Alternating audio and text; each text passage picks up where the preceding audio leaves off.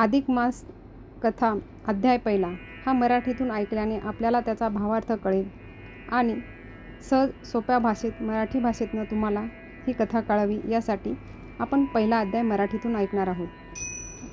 तिला मंगलचरण आहे. श्री गणेशाय नमो, श्री सरस्वते नमः, श्री गुरुभ्यो नमः, श्री सीतारामचंद्राभ्यो नमः, श्री पांडुरंगाय नमः.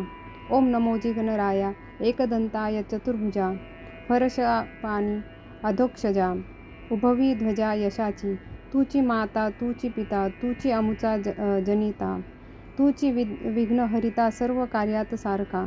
नमन तुझे सरस्वती माता जे विद्याबुद्धी दात्री सर्वदा, जिच्या कृपेने हा ग्रंथ आता सिद्धीशी जाओ निर्विघ्नपणे.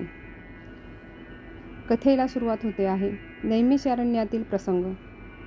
महर्षी व्यास यांचे शिष्य सूत गोस्वामी नैमिषारण्यात पोहोचतात. तेथे शौनक आणि इतर 88,000 ऋषी एकत्र येऊन ज्ञानसत्र म्हणजेच यज्ञ करत असतात. ऋषींचा प्रश्न. ऋषी सूतजींना अत्यंत आदराने वंदन करतात आणि विचारतात, हे महाभागा, तुम्ही सर्व पुराणे आणि शास्त्रांचे ज्ञाते आहात. मानवाचे कल्याण करणारा, सर्व पापांचा नाश करणारा आणि भगवान विष्णूंना अत्यंत प्रिय असणारा असा एखादा मार्ग किंवा व्रत आम्हाला सांगा. अधिक मासाचा उल्लेख. ऋषी पुढे विचारतात की सर्व महिन्यांमध्ये मलमास किंवा अधिक मास हा निंद्य म्हणजेच अशुभ का मानला जातो, पण तरीही या महिन्यात केलेल्या उपवास, दान आणि पूजेचे फळ अक्षय का मिळते? या महिन्याचे स्वामी कोण आहेत आणि याची मुख्य कथा काय आहे? सूतजी उत्तर देतात.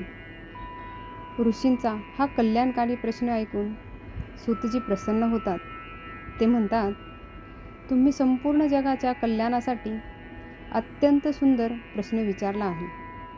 हाच प्रश्न पूर्वी नारद मुनींनी भगवान नारायण म्हणजेच विष्णू यांना विचारला होता. मी तीच पवित्र कथा आज तुम्हाला सांगतो. पहिल्या अध्यायाच्या शेवटी सूतजी कथा सांगण्याची तयारी करतात, ज्यामुळे पुढील अध्यायाचे म्हणजे अधिक महिन्याची उत्पत्ती आणि भगवान विष्णूंनी त्यांना दिलेले पुरुषोत्तम मास हे नाव याची सविस्तर कथा सुरू होते. सर्वांच्या विनंतीने प्रसन्न होऊन सूतजींनी कथन सुरू केले. त्यांनी सांगितले की पवित्र तीर्थक्षेत्रांमधून प्रवास करत असताना त्यांनी गंगा, यमुना, गोदावरी, कावेरी आणि नर्मदा यांसारख्या पवित्र नद्यांमध्ये स्नान केले होते आणि देवता व पूर्वजांची पूजा केली होती. या प्रवासामुळे त्यांचे मन अधिकच शुद्ध आणि शांत झाले होते. आपल्या प्रवासादरम्यान ते हस्तिनापुराला पोचले, जिथे त्यांना समजले की राजा परीक्षिताने आपल्या राज्याचा त्याग केला असून तो गंगेच्या काठावर तपश्चर्या करत आहे. सूतजी देखील तिथे गेले आणि त्यांनी कठोर तपश्चर्या करणाऱ्या ऋषी, योगी आणि तपस्वींना एक विलक्षण मेळावा बघितला. त्या क्षणी एक दिव्य घटना घडली.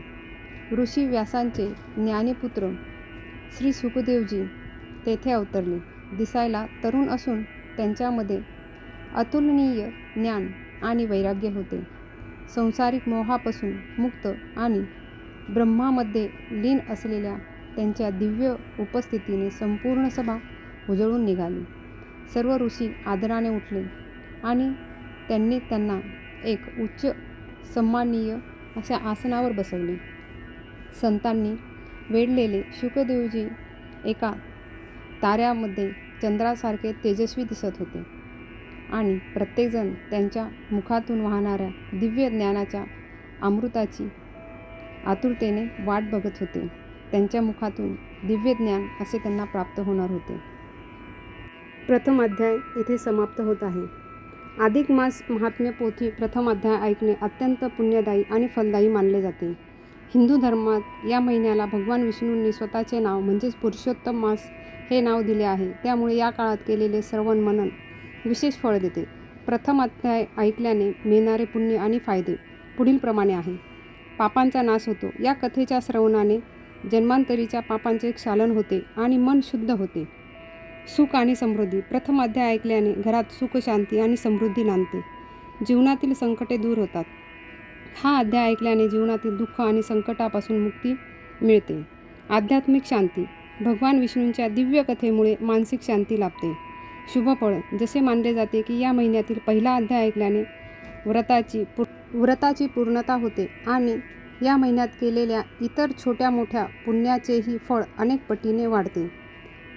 प्रथम अध्यायातील मुख्य कथा. पहिल्या अध्यायात सामान्यतः मलमासाला म्हणजे अधिक मासाला भगवान विष्णू पुरुषोत्तम हे नाव कशा प्रकारे देऊन या महिन्याला कशा प्रकारे पुण्य प्रदान केलेले आहे हे आपल्याला पुढील अध्यायात कळेल. हे पुण्य मिळवण्यासाठी दररोज पहाटे उठून स्नान करून पोथी ऐकणे, श्रवण करणे हे अधिक फलदायी मानले जाते. जय हरी. सर्वांनी श्रीकृष्ण नामाचा जप करावा.